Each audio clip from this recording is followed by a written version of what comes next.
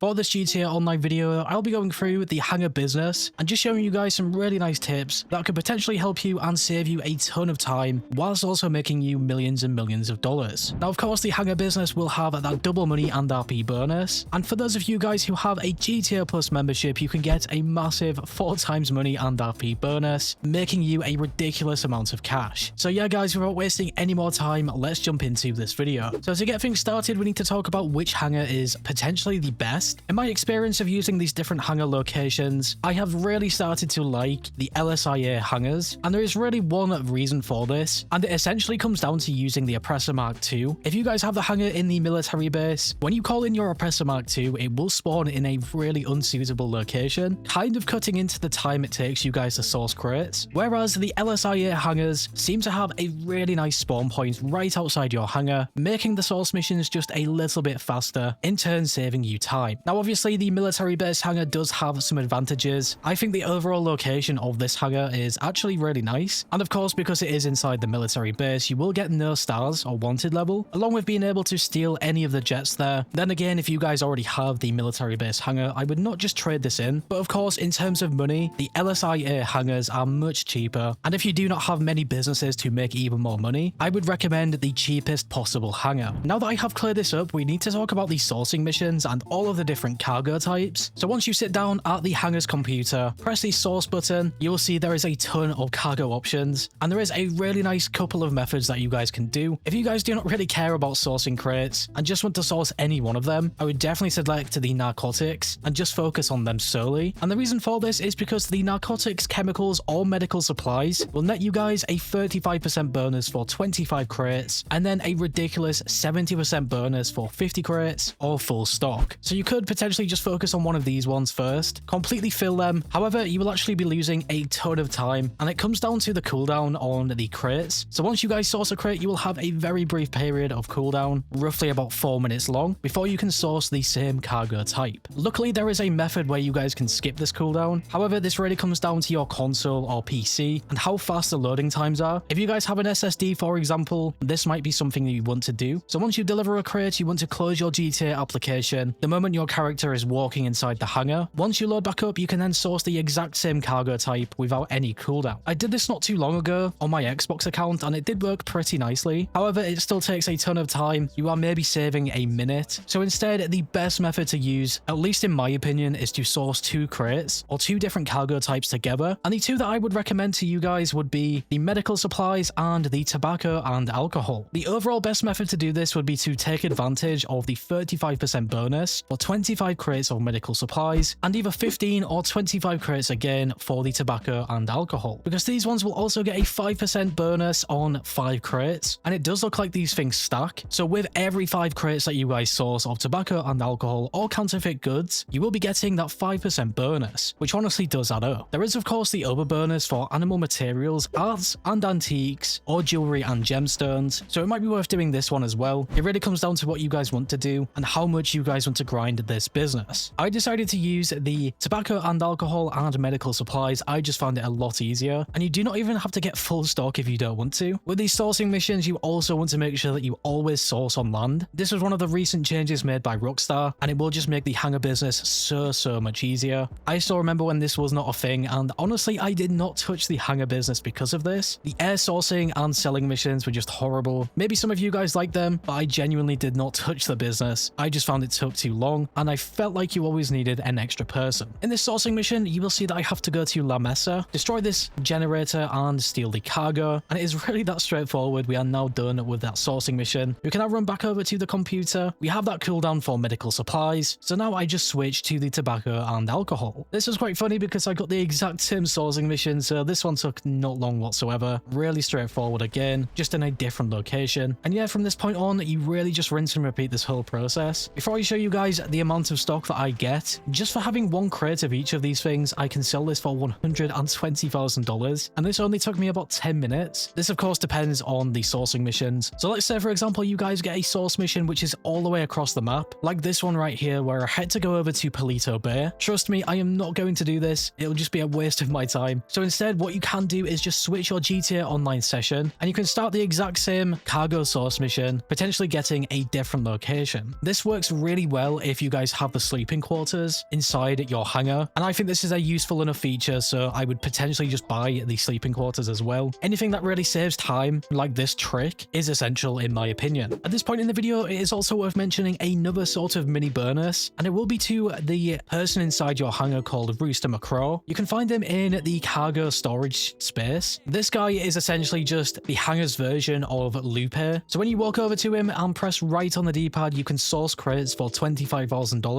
So you will not have to do anything, and eventually this guy will return with crates. And this is where that mini new bonus comes in from the event, where you guys are guaranteed 2 crates from this guy, and there is also a reduced cooldown on this. Unfortunately, with this, there is a massive downside, and that is you cannot pick and choose which cargo types are delivered. But like I've already mentioned in this video, if you do not care about the cargo types and just want as many crates as possible, it might be worth using this guy and paying the $25,000. I mean, you are guaranteed 2 crates, but then just remember you are not actually going to be paying anything if you do the crates on your own and do not use this guy. So it will cut into your profits, but just make the sourcing a little bit quicker. Now finally, onto the sell mission. I only did 10 crates of each. I should have definitely done 25 crates of medical supplies, but it will take a long time, and you will even see just with 10 crates of both of them, I can make $1.2 million.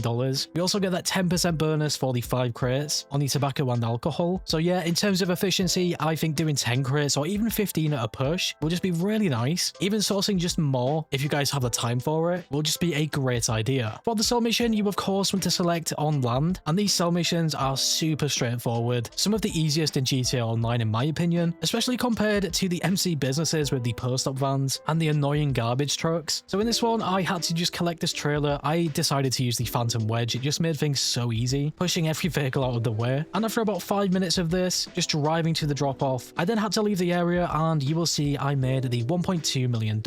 Ron only took a really small cut of $30,000, so it's not that bad. It's also not like we are paying for these crates when sourcing them, so that really small percent cut is absolutely fine. Honestly, I definitely recommend that you guys do this business. Even without the bonus money, this is still one of the best businesses right now in GTA Online, and because it is an active money method, you can pair this with the MC businesses if you want to, the Acid Lab as well. So whilst you guys are sourcing these crates, them things will be making you guys even more money in the background, and depending how many crates you guys source, all of your businesses that are running will make you guys full stock in no time. The only downside to these type of active businesses where you guys have to continuously collect things is that they can get pretty repetitive. So when you guys start getting bored, I would definitely suggest just switching up or even selling the stock. You could even run a KO Preco heist if you have that. It'll just save you guys from complete insanity and still make you guys that really nice payout. Have you guys got a hangar business yet? If not, definitely do that. The cheapest LSIA hangar is the one that I have and used in this video. And if you do have that Oppressor Mark 2, it will make things so much faster. Even the Oppressor Mark 1 will be a really nice option to use here. Just something that is fast and can get to locations really quickly. But yeah guys, just before we end this video out, make sure that you leave a comment and let me know how much money you guys have in GTA Online. After selling this hangar business on this PC account, I now am up to $4 million, which is really nice. I still find it crazy that I could literally spend all of this money on a HSW car and that would be it. But yeah, as always guys, if you went on to enjoy this video or found it useful in any way, shape or form, make sure to leave a like. I always appreciate your support. And if you are new here and like what you see, subscribe and hit that bell icon to never miss a video. Finally guys, stay safe, thanks for watching, and I will catch you in the next one.